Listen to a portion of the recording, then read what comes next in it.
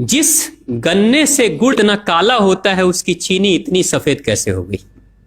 Chemicals उसमें डाले जाते हैं।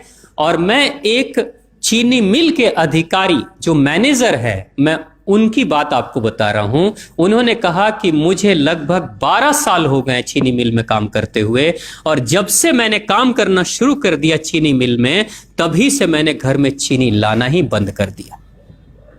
मैं तब से अपने बच्चों को चीनी खिलाता ही नहीं हूं, जबकि नौकरी से सैलरी वहीं से मिलती है, मगर चीनी नहीं। मैंने कहा कि आखिर कौन सी घटना घटी जिसके कारण से आपने ऐसा किया? तो उन्होंने बताया एक छोटी सी घटना कि चीनी मिल में जो ये पानी निकलता है ना, चीनी के बनने के बाद उस प्रोसेसिंग में जो पानी निकलता है, उस पानी में वो सारा केमिकल भी मिक्स रहता है, और उस पानी को चीनी मिल वाले लोग अक्सर एक टंकी में जमा करके रखते हैं। ये सभी चीनी मिल वालों के पास में होता है, आप भी कभी जाएंगे तो आपको भी पता चलेगा। वो टंकी में वो पानी रखा जाता है, लेकिन रोज रोज प्रोसेसिंग हो रहा है, रोज चीनी बन रही है, रोज बहुत सारा पानी आ रहा है, तो आखिर कब तक? एक टंकी की क्षमता है ना, कितने दिनों तक वो टंकी खाली रहेगी? भर जाती है, भरेगी तो फिर क्या करेंगे? खाली करना है। तो क्या किया था चीनी मिल के लोगों ने? सोचा कि छोड़ो ना, अब कहां जाएंगे उसको फेंकने के लिए कहीं दूर, क्योंकि अब उतनी बड़ी टंकी जिसमें हजारों गैलन पानी है, उसके लिए ट्रांसपोर्ट में कितना खर्च आएगा, तो बेहतर होगा रात के अंधेरे में कहीं खेत में डाल देते हैं। क्योंकि जनरली फैक्ट्रियां तो होती हैं ऐसे ही बिराने में, तो कहीं डाल देते किसी खेत में, क्या पता चलेगा पानी है कि चीनी मिल का पानी है, क्या है।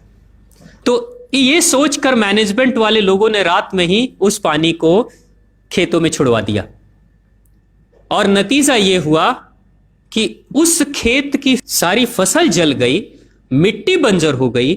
और जब किसान पता करने लगा कि आखिर क्या हुआ मेरे खेत में, जब चेकअप कराया वो मिट्टी का, तो पता चला कि इसमें तो चीनी मिल का जो वेस्ट मटेरियल है वो डाला गया है। तब उसको खबर मिली कि हाँ, किसी स्टाफ ने बताया कि हाँ, हमारे चीनी मिल से ही पानी डाला गया था आपके खेत में, और पूरी मिट्टी बंजर हो गई। उसने केस कर दिया और चीनी मिल वाले को मुआवजा देना पड़ा लाखों रुपए। तभी से वो स्टाफ कहते हैं कि जो मिट्टी को बंजर कर दे वो इंसान के शरीर में जाए तो क्या करेगी। उसी के बाद से मैंने अपने घर में चीनी लाना बंद कर दिया। और सच्चाई है, लगभग अगर आप देखेंगे तो अंग्रेजों के आने के समय अंग्रेज पहला चीनी मिल इन्होंने भारत में ही लगाया था। पहला चीनी मिल भारत में ही अंग्रेजों का लगा, और अंग्रेजों ने चीनी की शुरुआत की। भारत के लोग गुड़ खाते थे, चीनी नहीं खाते थे।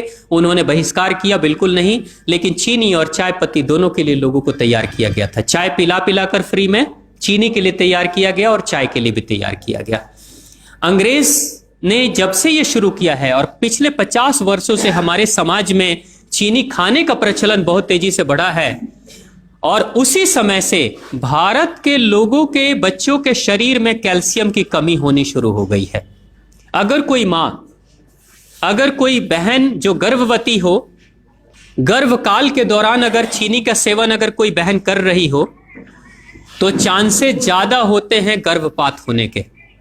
कोई मां अगर बच्चे के जन्म से पहले 1 साल पहले से ही चीनी छोड़ दे और सामान्य भोजन करे, अपना ही दूध बच्चे को पिलाए, और कम से कम 5 साल तक बच्चे को चीनी ना खिलाए, खुद को चीनी ना खिलाए, उस बच्चे को कभी भी ऑस्टियोपोरोसिस की समस्या नहीं हो सकती। कैल्शियम की कमी उसके शरीर में कभी नहीं होगी। चीनी जब जाती है आपके शरीर में, तो बाहर जब निकलती है तो अकेले नहीं निकलती, कैल्शियम लेकर निकलती है। चीनी कैल्शियम लेकर निकलती है, हड्डियों को गलाकर निकलती है। और जिसके शरीर में कैल्शियम की कमी हो जाती है, उसके शरीर में मैग्नीशियम, पोटेशियम, आयरन सबकी कमी हो जाती है। कैल्शियम वो तत्व है कि जिसके शरीर में कम हो जाए, सारे तत्व कम हो जाएंगे, और कैल्शियम की कीमत पे चीनी हम खाते हैं।